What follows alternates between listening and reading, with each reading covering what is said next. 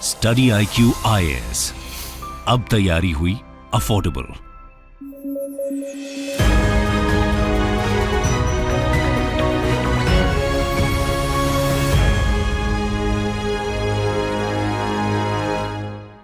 नमस्कार दोस्तों, इस रूट के बारे में आपने पिछले कई वर्षों में अक्सर सुना होगा।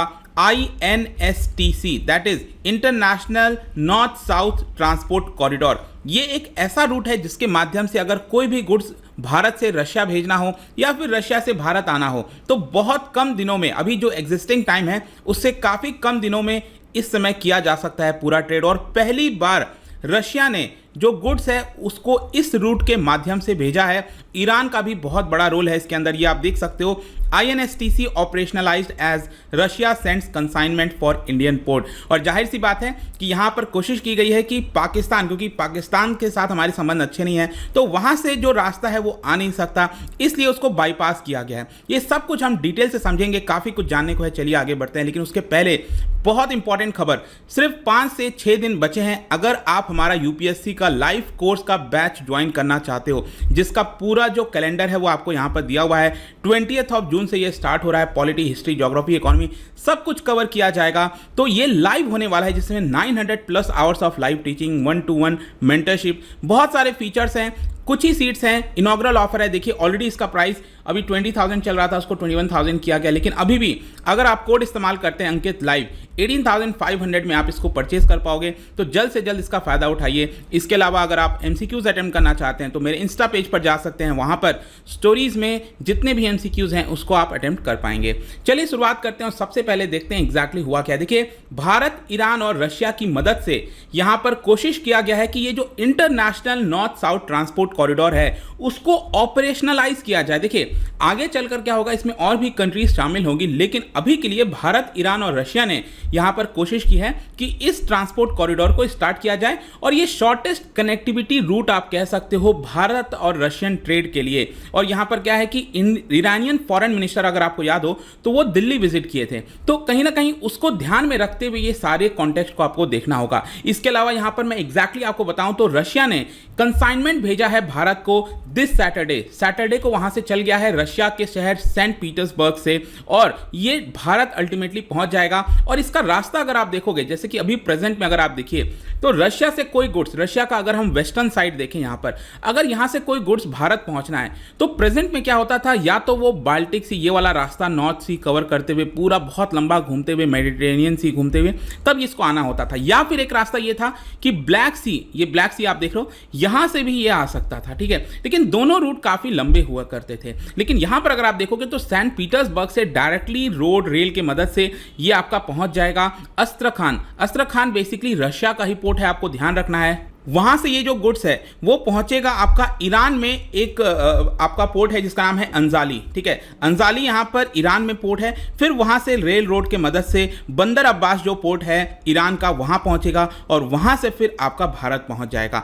एग्जैक्टली आप देख सकते हो ये जो INSTC है, जो पूरा कॉरिडोर की बात कही जा रही है, बीच में और भी कई सारे जो सेंट्रल एशियन कंट्रीज है वो भी आते हैं आपके। तो ये 7200 kilometre long multi modal transport network है जिसमें सी, रोड, रेल सभी रूट्स आपको देखने को मिलेंगे। और कोशिश में इसमें यही है कि जो इंडियन ओशियन है उसको कैस्पियन सी से किस तरह से जोड़ा जाए वो यहां पर देखा जाता है। और कैस्पियन सी के माध्यम से आप रशिया जा सकते हो, फिर जो नॉर्थ यूरोप वाला, ये वाला जो यूरोप का पार्ट है वहां पर आप जा सकते हो। तो काफी अच्छी कनेक्टिविटी आपको यहां से मिल जाएगी। जहां तक ये गुड्स भेजा गया है उसकी बात है तो देखिए 2 40 फीट के कंटेनर्स भेजे गए हैं। देखो क्या होता है ना कि ये कंटेनर्स ने रिवोल्यूशनाइज कर दिया है ट्रेड को। जब से इसका आप कह सकते हो इनोवेशन हुआ है ये कंटेनर का, तो सिंपली क्या होता है कि ये कंटेनर को कहीं पर भी शिप में रख दिया, अगर इसी कंटेनर को रेलवे में भेजना है, रेल ट्रैक पर, तो वहां पर भी इसको उठाकर वहां डाल दिया, या फिर ट्रक में आपने देखा होगा इस तरह का कंटेनर डाल दिया जाता है। तो बहुत ही आसानी से गुड्स का ट्रांसपोर्टेशन हो सकता है। ऐसा नहीं है कि एक एक गुड्स को यहां से निकाल कर फिर अलग भेजना पड़े।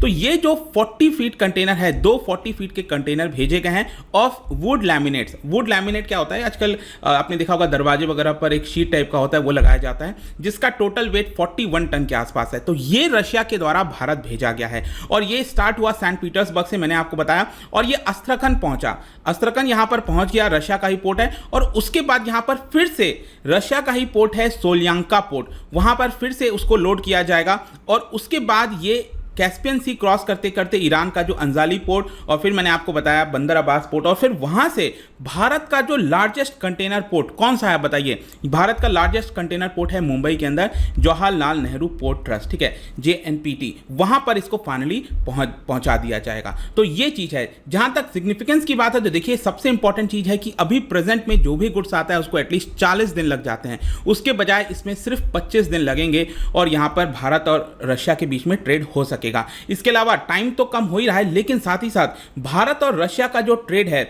उसको भी एक वायबल ऑप्शन मिल जाएगा इन कंपैरिजन टू जो करंट में जियोपॉलिटिकल चैलेंजेस हमें देखने को मिल रहे हैं। सबसे बड़ा जियोपॉलिटिकल चैलेंज क्या आपने देखा होगा, यूक्रेन और रशिया का वॉर चल रहा है इस समय। तो ये जो पूरा रीजन है वो बहुत ही ज़्यादा डिस्टर्ब है। यहाँ से अगर जाना है तो हो सकता है कि मान लो कल के डेट में जो टर्की है वो इस रास्ते को, बॉस्फोरस स्ट्रेट, यहाँ पर चीज़ों को रोक दे, तो ये अगर प्रॉब्लम होगा तो जाहिर सी बात है भारत और रशिया का जो ट्रेड है उस पर इंपैक्ट आ सकता है। उसके बाद बहुत सारे जो पावरफुल कंट्रीज हैं वहाँ से गुजरते हुए आता है ये, और साथ ही साथ रेड सी होते लंबा रूट पड़ जाता है। तो क्यों ना इस रूट के माध्यम से अगर हम पहुँचा सकें तो ये एक बहुत ही अच्छा ऑल्टरनेटिव आप कह सकते हो यहाँ पर हो सकता है। इसके अलावा जैसा मैंने बताया कि इस पूरे ट्रांसपोर्ट में अगर आप देखोगे ये जो कॉरिडोर, ये जो रूट है, इसमें ईरान से सपोर्ट की बहुत ज़्यादा आवश्यकता थी। बिना ईरान के सपोर्ट के नहीं हो सकता था। यहाँ पर ईरान का एक बहुत इंपॉर्टेंट रोल है। भले ही ईरान में गुड्स पहुँचे ना पहुँचे, लेकिन ट्रांजिट में यहाँ पर ईरान इंपॉर्टेंट रोल प्ले करेगा। और इसीलिए लास्ट वीक जो ईरान के फॉरेन मिनिस्टर आए थे उनका विजिट बहुत इंपॉर्टेंट हो जाता है। और इसीलिए आपने देखा होगा भारत ने भी यहाँ पर IAEA का जब रेजोल्यूशन आया था US के द्वारा, यहाँ पर भारत ने एक प्रकार से आप कह सकते हो ईरान को सपोर्ट किया, मतलब कि यहाँ पर एब्सटेन कर दिया, ना तो यस में वोट किया ना तो नो में वोट किया। और US चाहता था, बाकी के बहुत सारे देश चाहते थे कि भारत ईरान के खिलाफ वोट करे, मतलब रेजोल्यूशन के फेवर में वोट करे। मैंने इसके ऊपर एक अलग से वीडियो बनाया, आप चेक कर सकते हो। तो यहाँ पर भारत ने एक प्रकार से ईरान को फेवर दे दिया, और यहाँ पर आप देख सकते हो ईरान जो है दूसरी तरह से फेवर दे रहा है। So there has been a plan to link INSTC यहाँ पर चबाहार पोर्ट। एक और चीज़ है कि जब यहाँ पर ईरान के फॉरेन मिनिस्टर आए थे तो कोशिश यहाँ पर यह भी थी कि ईरान के अंदर अभी तो क्या है बंदर अब्बास पोर्ट पर आया, लेकिन आपको पता है भारत ने बड़े पैमाने पर चबाहार पोर्ट पर निवेश किया हुआ है। तो कहीं ना कहीं बातचीत चल रही है कि INSTC को चबाहार पोर्ट से लिंक कर दिया जाए, ताकि अगेन भारत ने जो निवेश किया है उसका फायदा मिल सके।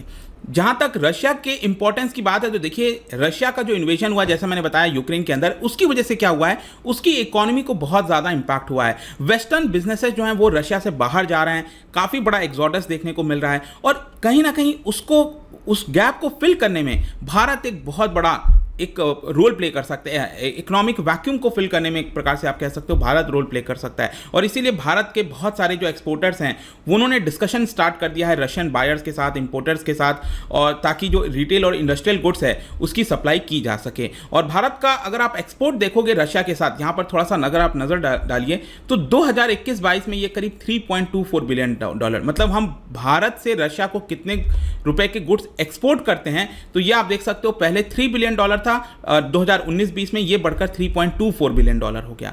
लेकिन अगर हम इंपोर्ट देखें तो इंपोर्ट में काफी बड़ी वृद्धि आई है, ये करीब $7 बिलियन के आसपास था और ये अब $10 बिलियन के आसपास हो गया है। तो अच्छी खासी वृद्धि आपको यहां पर इंपोर्ट में देखने को मिलेगा, एक्सपोर्ट उतना ज्यादा नहीं हुआ है। और सबसे ज्यादा इंपोर्ट में भी हम क्या कराते हैं, क्रूड ऑयल, प्रोसेस्ड पेट्रोलियम, ये आपने देखा होगा बड़ी मात्रा में आजकल तो ऑयल की बहुत चर्चा हो रही है कि रशिया हमें डिस्काउंट पर ऑयल दे रहा है तो हम वो वहां से मंगा लें। तो बेसिकली क्या है कि अगेन भारत के लिए भी कंपटीशन है।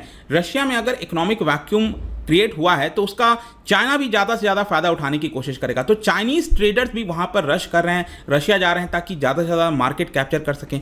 और इसीलिए भारत के लिए इंपॉर्टेंट हो जाता है ये वाला जो रूट है, उसके माध्यम से हम भी वहाँ पर ज़्यादा से ज़्यादा जो मार्केट है उसको कैप्चर कर सकें। और इसके अलावा सिर्फ यही नहीं, यहाँ पर जो सेंट्रल एशियन कंट्रीज़ हैं, इसके अलावा जो फॉर्मर रशियन स्टेट्स हुआ करते थे, जो USSR के समय हुआ करते थे, जिनको कॉमनवेल्थ ऑफ इंडिपेंडेंट स्टेट्स बोला जाता है, तो वहाँ पर भी इंपॉर्टेंट हो जाता है। ये जो सेंट्रल एशियन कंट्रीज़ देख सकते हो, बहुत सारा पोटेंशियल है यहां पर। अगर मैं आपको स्पेसिफिकली बात करूं सेंट्रल एशिया के अंदर, तो अभी करंट में आप देखिए तो सिर्फ $678 मिलियन का ही एक्सपोर्ट होता है, मतलब हम वहां पर गुड्स भेजते हैं। लेकिन कहीं ना कहीं भारत का मानना है, एक्सपर्ट्स का मानना है कि 8 से 9 गुना ज्यादा और ये एक्सपोर्ट होना चाहिए, जो कि अभी हम नहीं कर पाते हैं। मेजर एक्सपोर्ट अगर आप देखोगे तो भारत से हम फार्मास्यूटिकल, मेडिसिन हो गया, मशीन्स हो गए, कॉफ़ी हो गया, टी, स्पाइसेस, ये सब कुछ हम सेंट्रल एशियन कंट्रीज़ भेजते हैं। और ये पूरा रीजन एक प्रकार से अंडर सर्व्ड मार्केट माना जाता है और हम वहाँ से बड़ी मात्रा में एनर्जी भी इंपोर्ट करा सकते हैं, मिनरल्स भारत के अंदर इंपोर्ट करा सकते हैं। लेकिन इन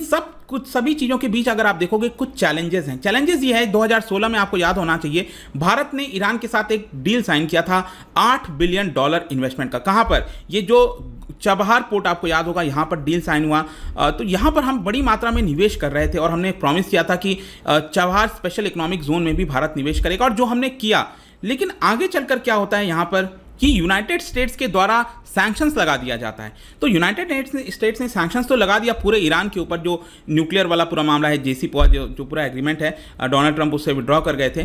तो यहाँ पर भारत के रिक्वेस्ट में उन्होंने चबहार पोर्ट को एक्सेप्शन दे दिया, कहा कि चलो इसको सैंक्शंस के अंदर नहीं लाएंगे। लेकिन अब आप खुद सोचो, अगर आप पूरे देश के ऊपर सैंक्शंस लगा रहे हो और इसको छोड़ दे रहे हो, तो क्या इसका भी कोई मतलब रह जाएगा चबहार पोर्ट का? क्योंकि जब तक पूरे देश के अंदर यहाँ पर बिजनेसेस नहीं आएंगे, काम नहीं होगा, तो यहाँ पर ट्रेड कैसे हो सकेगा? तो ये एक बहुत बड़ी चैलेंज है भारत के पास कि ये जो पूरा सैंक्शंस लगाया पहले तो वो हटना चाहिए, ईरान से हम आराम से इंपोर्ट करा सके चीज़ों को, तभी ये जो हमने इन्वेस्टमेंट किया है ईरान में उसका कुछ बड़े पैमाने पर फायदा हो सकता है। इसके अलावा भी अगर आप देखोगे तो जब अफगानिस्तान के अंदर तालिबान आने के पहले जो सरकार थी वहाँ पर अशरफ गनी वगैरह, तो हमने कोशिश किया था कि चबहार पोर्ट के माध्यम से हम अफगानिस्तान में इंटर कर सकते हैं रादर देन पाकिस्तान को यहाँ पर लिए, क्योंकि पाकिस्तान अलाउ नहीं करेगा, तो पाकिस्तान को ईजिली बाईपास किया जा सकता है। लेकिन अगेन प्रॉब्लम क्या हुआ, यहाँ पर तालिबान का रूल आ गया, फिर हमारा जो एक मकसद हुआ करता था इधर से एंटर करने का, उसका कुछ ऐसा रह नहीं गया है, क्योंकि गुड्स वगैरह भेजना क्या करना वो एक बहुत बड़ा चैलेंज हो गया अगेन तालिबान के रूल आने से। तो ये कुछ चैलेंजेस वगैरह हैं, बट आई एम श्योर कि ये जो पूरा टॉपिक है INSTC का वो आपको अच्छे समझ में आया होगा। रशिया ने एक काफ़ी बड़ा, यहाँ पर आप कह सकते हो भारत और रशिया के बीच में ट्रेड होने जा रहा है। क्या इसी के माध्यम से होगा नहीं होगा वो समय बताएगा। यहाँ पर जाने से पहले एक इंटरेस्टिंग क्वेश्चन आपके लिए, क्योंकि हम पोर्ट वगैरह की बात करें, क्या बता सकते हो जो ईस्टर्न वाला कोस्ट है, ये जो भारत का जो ईस्टर्न वाला कोस्ट है, यहाँ पर सबसे ओल्डेस्ट आर्टिफिशियल हार्बर कौन सा है, ये आपको बताना है। इसका राइट आंसर आपको पता ही है, मेरे इंस्टाग्राम पर तो मिलेगा ही, वहाँ पर अगर आप नहीं हो कोई बात नहीं, टेलीग्राम से भी ले सकते हैं इसका सही उत्तर। मैं कई सारे जो MCQs हैं वो यहाँ पर स्टोरीज में डालता रहता हूँ। बाकी अगर आपको PDF चाहिए तो टेलीग्राम पर आइए, अलग अलग सोशल मीडिया पर आप जुड़ पाओगे। और जैसा मैंने बताया, किसी भी एग्जाम की अगर तैयारी करो, स्पेशली UPSC हो गया, तो हमारा जो लाइव फाउंडेशन बैच है वो स्टार्ट हो रहा है, और ये अभी आपके लिए इनॉग्रल ऑफर है, बहुत ही जल्द और प्राइसेस बढ़ने वाले हैं, 18,500। Use the code Ankit live. I hope कि वीडियो आपको पसंद आया होगा। मिलता हूं आपसे next time. Till then thank you very much, see you soon. Study IQ IAS, अब तैयारी हुई अफोर्डेबल।